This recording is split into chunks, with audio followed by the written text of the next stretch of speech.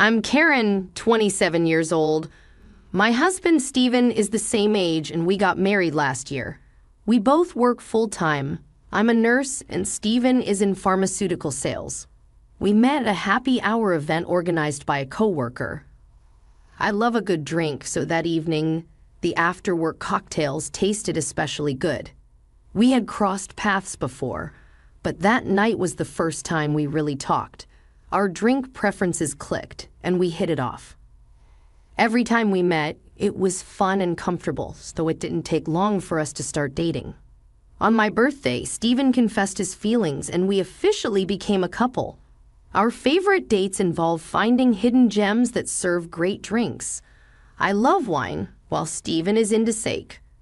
Our differing tastes actually make it fun as we get to teach each other new things. As our relationship progressed, I started thinking about marriage. That's when I learned about Steven's background. His parents divorced when he was young, and he never knew his father. He was raised by a single mom, and they're very close. Steven has never moved out of his family home.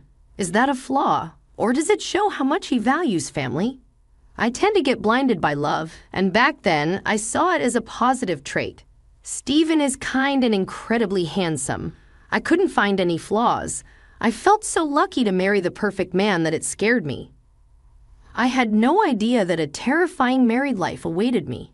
Before the wedding, I often dined with my mother-in-law.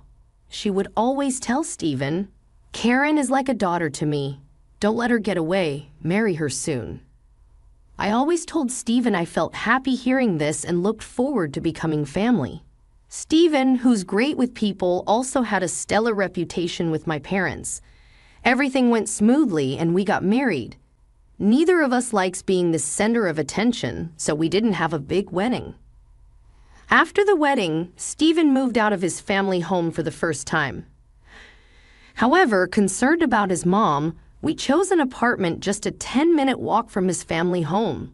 In hindsight, that was a mistake, but it's too little too late now. My mother-in-law, who used to treat me like a daughter, changed after the wedding. She started treating me like a mortal enemy and began visiting daily. I gently told Steven, "I appreciate that your mom visits every day, but it's hard for me to relax. Could you ask her to come less often on work days?" Steven responded, "Why? We're family now. Mom gets lonely. She loves to talk and hates being alone. I wish you would be more understanding. This is my home too, and I can't tell her something I don't believe. If you have something to say it yourself. I won't." Steven doesn't accept my opinion.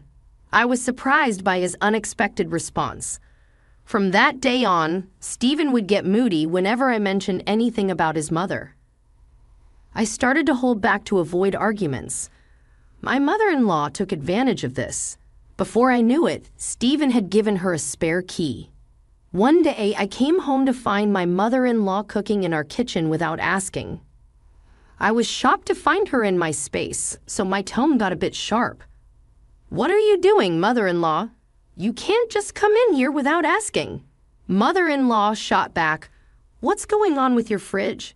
It's practically empty. I have never seen such a lifeless fridge. Do you even cook? Don't tell me you're always buying deli items." I couldn't hold back anymore. "I shop for fresh ingredients daily. I've heard your fridge is always packed like a traffic jam. It's impressive you can manage that. I just bought ingredients today. Sure, we have deli days, but I also cook to save money.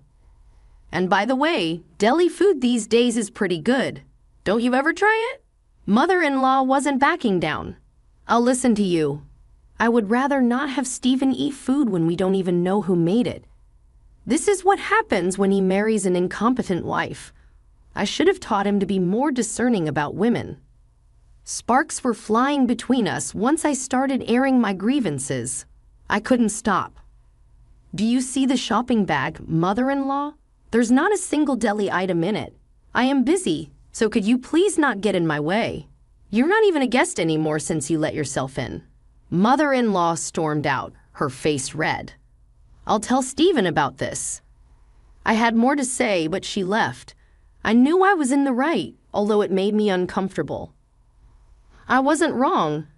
I shook off the bad vibes and started cooking pot roast. Then Stephen came home, his face a splitting image of his angry mom. "What did you say to Mom?" she called me crying. "How could you be so cruel when she was just trying to help because you're busy?" I was baffled. First off, breaking into someone's home isn't a surprise. And if it is, then a burglar should be forgiven if they call it a surprise, right? This happened because you gave her a spare key. She could have come when one of us was home. It's not only unnecessary, but also intrusive. What about my privacy? I have no intention of apologizing. Stephen looked shocked and in one word said, "Please, can you two just get along?" He retreated to his room without eating dinner. I hoped this fight would make him more considerate. For the next few days, we barely spoke. I couldn't stand the tension, so I brought it up. "What do you want to do going forward?" "I don't want a relationship where we don't communicate. Let's talk," Stephen finally said. "Mom's remorseful. She was crying yesterday, worried you would never forgive her. The root cause was me giving her the spare key. I'm sorry, Karen. I didn't care about mother-in-law as long as Stephen understood. That was enough. My weakness showed, and I forgave him, even though I knew in the back of my mind, my fault is that I forgive it." Stephen immediately called mother-in-law. She came running, happy to be summoned. I had a bad feeling, but I was tired of fighting.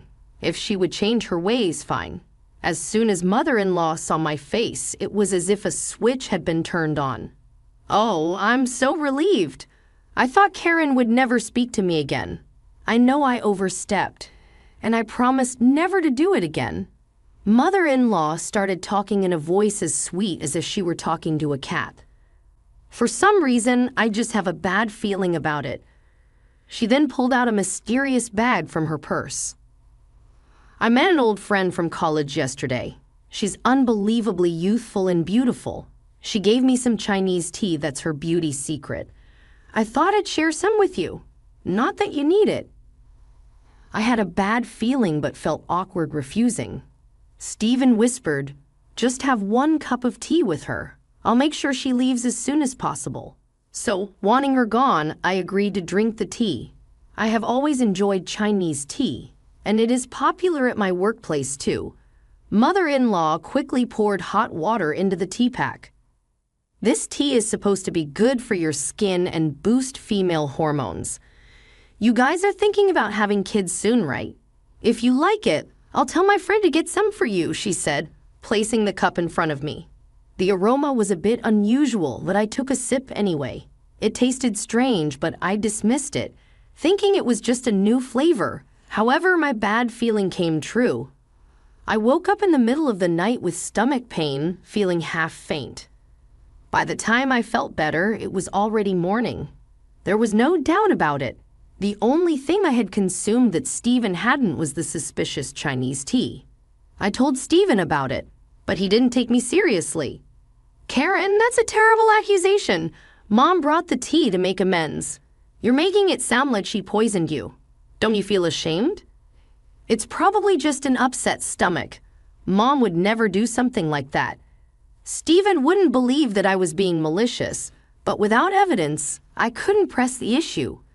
Still, I have been wary of anything from mother-in-law since then. Just before Stephen's birthday, mother-in-law called.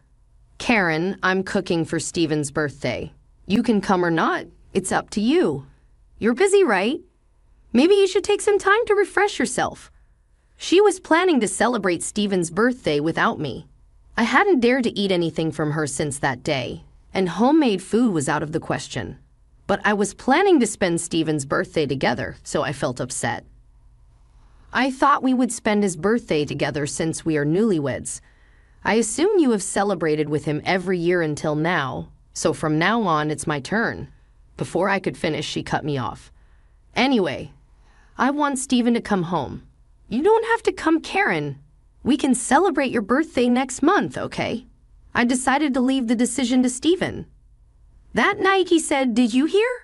You're free to do whatever you want that day." He chose mother-in-law over me without hesitation, and I was getting fed up. On Stephen's birthday, He was in high spirits and it made me feel sick. My feelings for him started to wane. He seemed to enjoy celebrating with just his mom, becoming more of a mama's boy, and they started dining out together more frequently. I'm busy with work and can't focus on that all the time. A month flew by and it was my birthday. We usually celebrated at our favorite restaurant. I assumed this year would be the same, but Stephen surprised me. Mom wants to celebrate your birthday with us. She would be happiest if you two got along. I was so shocked I froze. Stephen, still in high spirits, didn't notice. I said I wanted to celebrate just with you, Stephen. We were together on your birthday, so let's spend mine together. For some reason, Stephen thought I was being polite. No, you don't have to hold back. Mom offered, so it's fine. He just didn't get it. I had no choice but to be firm. No offense to mother-in-law, but I want to spend my birthday just with you. I want to go to our special restaurant. Then Stephen suddenly got angry. Don't waste Mom's kindness. You're heartless. Why haven't you noticed that Mom didn't invite you to my birthday? Just do as I say. It's already a hassle. I was done arguing and then came my birthday. Instead of a restaurant, we were at home, and of course, mother-in-law was there. Neither of them seemed interested in my low spirits. I started to get angry as I saw them enjoying themselves in the kitchen. Then the lights went out, and the cake came in. I was angry, but the cake helped me cool down a bit. Before blowing out the candles, mother-in-law announced she had a gift. I bought a wine worth $5,000 for your birthday celebration. Let me uncork it right away. The packaging looked worn, and the cork was crumbling. Is this what they call vintage? Mother-in-law poured a generous amount of wine into my glass. Even in the dim light, I could see the wine was cloudy. Memories of the Chinese tea incident came flooding back. I took a small sip. What is this? I spat it out immediately and turned on the lights. I turned the bottle of mother-in-law's so-called $5,000 wine upside down in the kitchen sink. Wine flowed down the drain. Stephen quickly grabbed the bottle from me. You're terrible. Apologize to Mom. What do you think you're doing? I saw what it meant to have a face filled with anger. Stephen was glaring at me. I poured wine into the glass Stephen was holding. Can you drink this? Then Stephen looked puzzled but stubborn. He took a sip. At that moment, mother-in-law shouted, Stephen, don't drink it. Too little too late. He spat it out immediately. What the heck is this? Mother-in-law took the wine away from Stephen in shock. Stephen asked, Mom, where did you buy this wine? We need to file a complaint. This is fraud. It's spoiled. Mother-in-law looked guilty and said, that wine was just sitting in the back of our kitchen. It's 50 years old. I heard on TV that it gained $1,000 in value every year. Vintage wines are properly stored in wine coolers. Upon closer inspection, the cork was more damaged than I thought. It was cloudy and smelled like mold. Even Stephen couldn't hide his surprise. What bothered me was mother-in-law's insistence. Don't drink it. I suspect she knew it was spoiled, but she would never admit it. I couldn't forgive mother-in-law for this. Can you please leave? I can't keep my composure. Just get out of my sight. Even as I said this, mother-in-law kept making excuses to Stephen. I felt invisible, but even mother-in-law, clearly uncomfortable, made a hasty exit. After she left, Stephen said something unexpected. Mom doesn't drink, so she wouldn't know. Good thing we didn't give it to anyone else. Even after all this, Stephen defended mother-in-law as if it were an accident. At that moment, my feelings for him cooled. My resolve solidified against Stephen, who defended mother-in-law despite what she had done to me. I have been turning a blind eye to his excessive attachment to his mom. I want a divorce now.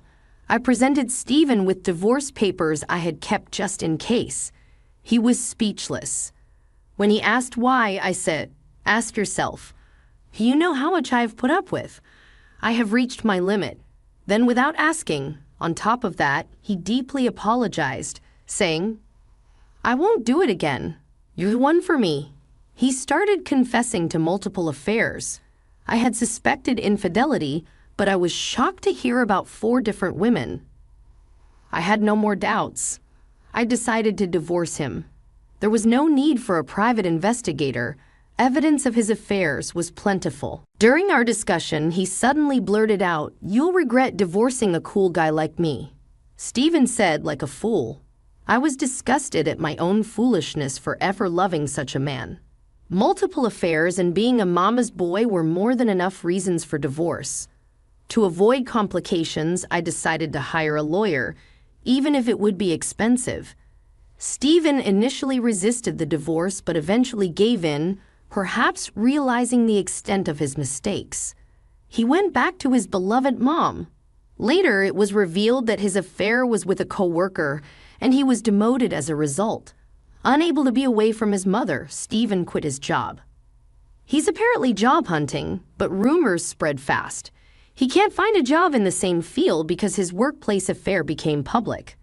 Still unable to separate from his mother, he ended up working part-time. Given his arrogant and unreliable nature, it's unlikely he will keep the job for long. I need him to work steadily to pay me alimony. For now, the payments are coming in without issue, so let's call it good. I later found out that mother-in-law who had acted so high and mighty was a hoarder. Stephen's family home was literally a trash place. No wonder they never wanted me over. Eventually, the stance became a nuisance to the neighbors and the police had to intervene. The thought of drinking wine from that house still makes me sick. Stephen can live in his trash place and work his random part-time jobs with his beloved mother-in-law for all I care. I may have returned to my old life, but I'm happy. You're just not being tormented every day. Stephen won't be coming to my workplace anymore, so that's a relief. In hindsight, Stephen had good looks but nothing else. The fact that he's making the alimony payments is a plus, I guess. Breaking up made me realize this. Love is indeed blind. I have learned my lesson. This time I'm putting romance on hold for a while. I want to focus on my career.